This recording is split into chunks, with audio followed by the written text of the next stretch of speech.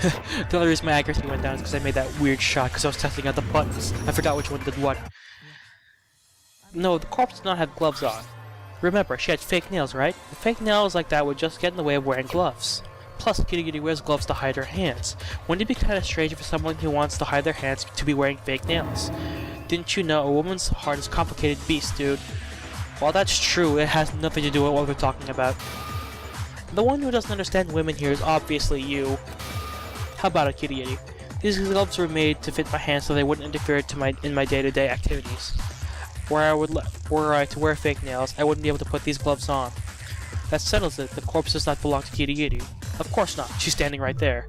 Then whose body is it? If we don't figure that out, I've been saying it from the start. You're the one who forces us down this detour. Anyway, the first thing we need to do is clarify the victim's background.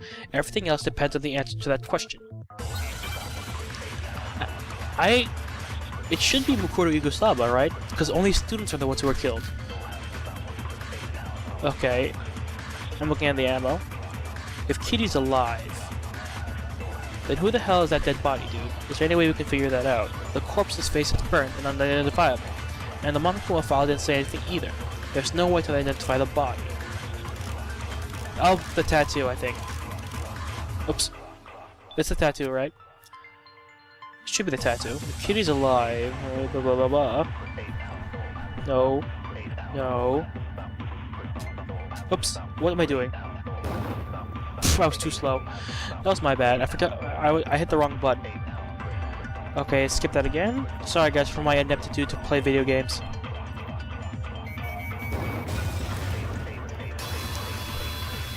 Okay, good. We got that. I'm getting better at this game. I'm starting to put pieces together. I'm starting to think outside the box a little bit. Okay, so what now? Actually, there is a clue we can use to identify the corpse. Huh? Seriously? If you're lying, I'll make sure your death is very exotic. What does she mean by exotic? An exotic death? You've got me interested, dude. Are you into that, Hagakure? Is that your fetish? There's nothing interesting about it. Nike, ignore them and keep going. The clue to the corpse identity is a tattoo on the top of her hand.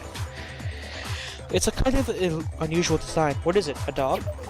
She was just made to. Oh my god! She was made to get it by her master. It means I am your bitch. Oh no! This game is so funny. The characters in this game are so unique. It's just so weird. I had no idea it had such a humiliating hidden meaning to it, because it doesn't. The only thing hidden in that tattoo is the identity of the victim. Huh? In the tattoo? Look at the tattoos. The internet should be obvious. Should I use the profile? There. No, wait, no, wrong one. The Fenrir Mercenary Corps. That's the name of the mercenary organization Mukuro Igusaba was in. What about it, dude? To show that they were members of Fenrir, every soldier was apparently required to inscribe the symbol of Fenrir somewhere on their bodies. The symbol of Fenrir, a symbol representing Fenrir, that has to be the tattoo, right? A dog. Or a wolf. Okay, I'm looking at wolf. I need an O. Well, that was quick.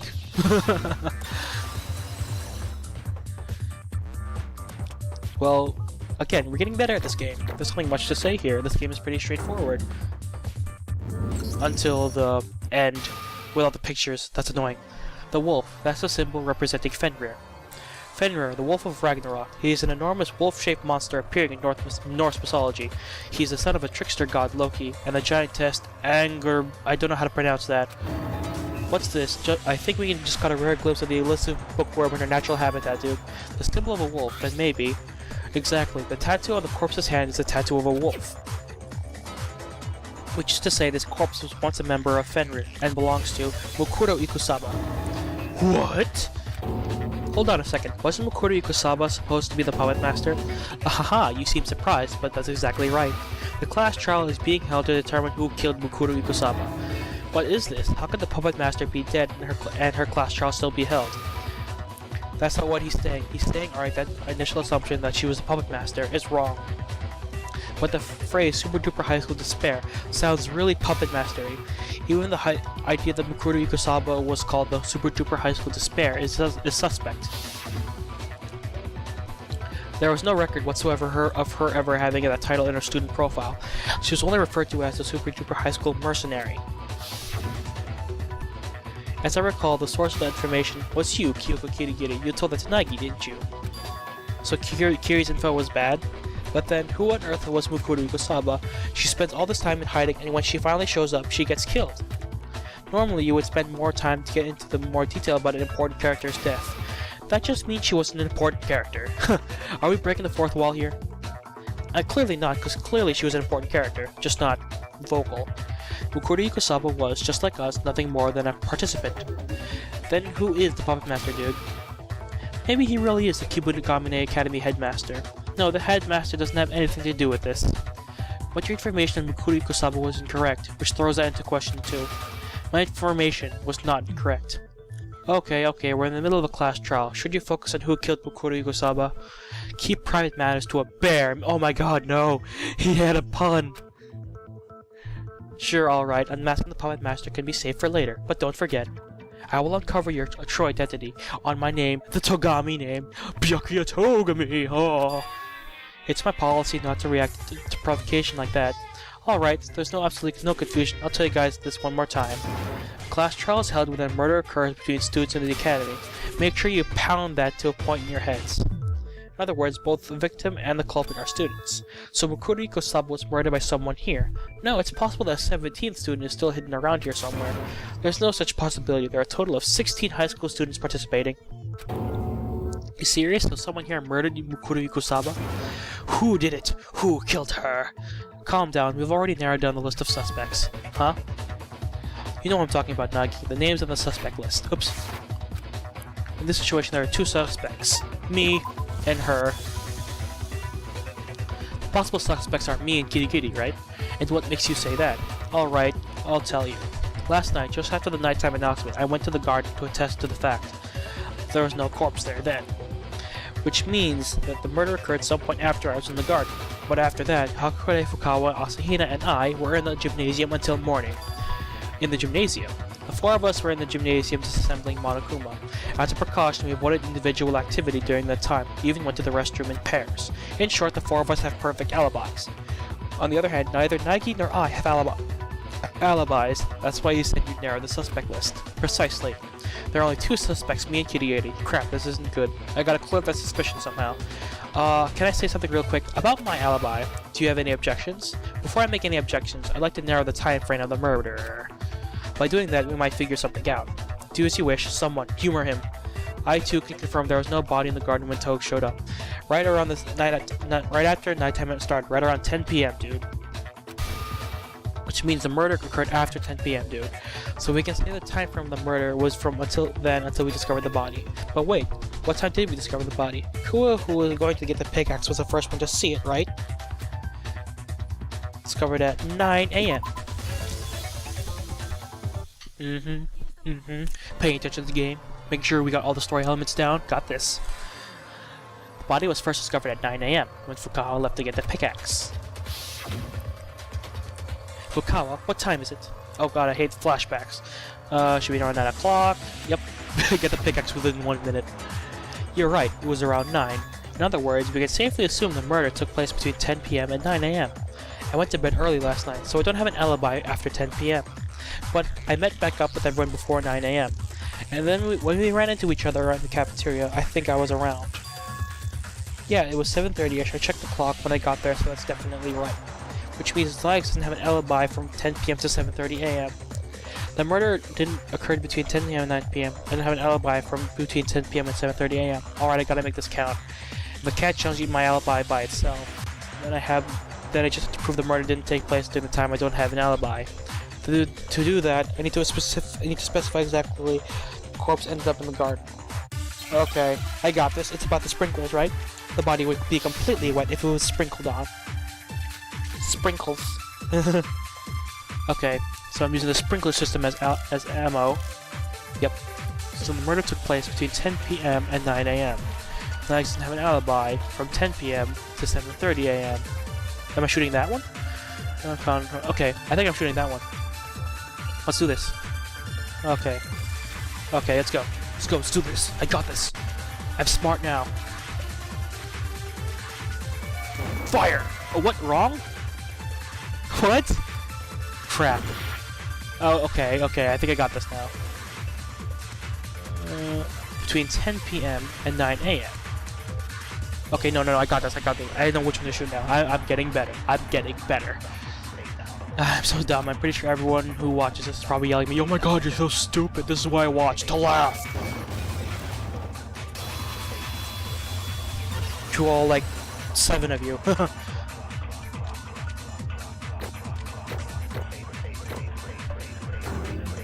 Hell yeah. Oops. I didn't read that. I'm so sorry, you guys. The sprinkler system in the garden. The sprinklers are set to water the plants every morning at 7:30 a.m. Which is to say, if the corpse was in the garden before 7:30 a.m., then it would make sense for it not to be wet. It wouldn't make sense for it not to be wet. Wait a second, I remember now.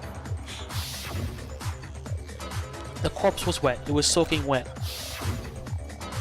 You're wrong about that, Fukawa. Wrong about what? Are you saying she was only wet down there? I wouldn't stand for that kind of filthy talk. No, that's not it. What I'm saying is the reason the corpse is wet is not because of the sprinklers. Not because of the sprinklers, but by denying the sprinklers, are you attempting to deny my very existence? Oh, her screws just ain't loose. Her screws ain't just loose, dude. They're totally gone. If it's not because of the sprinklers, then show me your evidence. The sprinklers aren't the reason the corpse was wet. I just have to convince Fukawa, but that should be easy enough to see just by looking at the body. The body! Machine gun talk battle.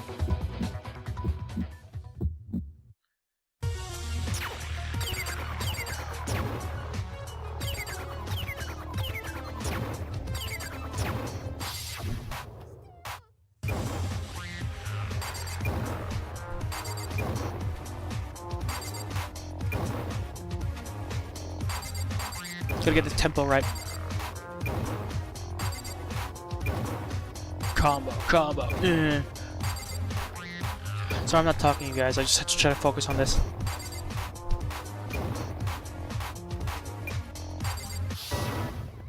Oh god, the tempo's going higher. Fire the kill shot. Prove it. Prove it was because of sprinklers.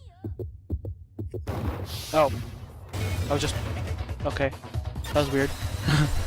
Sorry, guys. Break! I got this!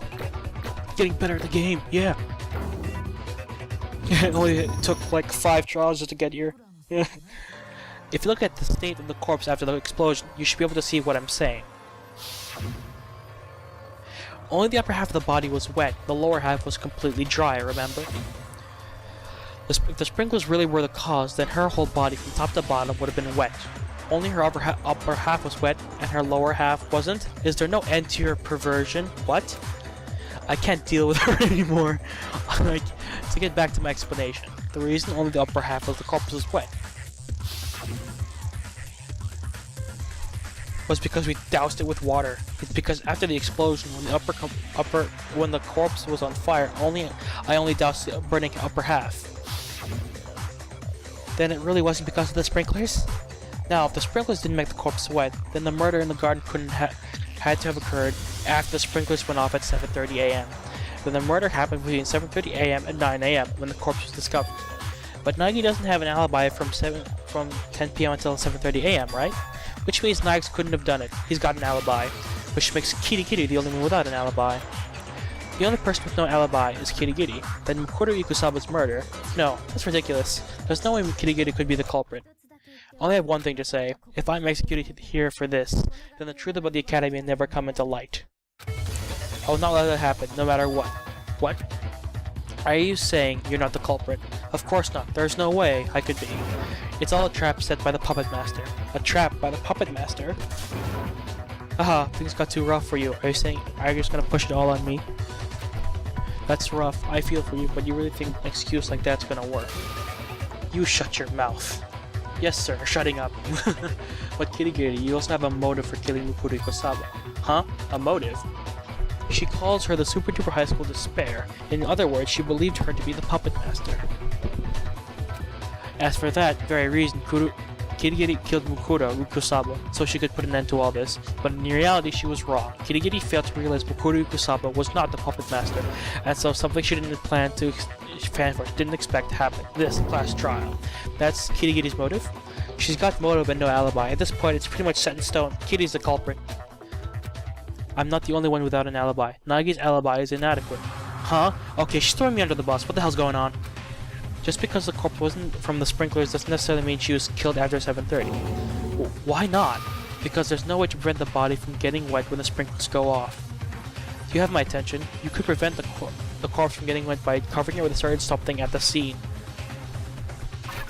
Oh yeah, the thingy. Let's find it. There it is, the sheet. You mean that vinyl sheet? So you noticed. If the culprit had covered the corpse with that sheet, then it could have been in the garden. When the sprinklers went off and not gotten wet, then that's exactly what the culprit did. The way the sheet is soiled corroborates that.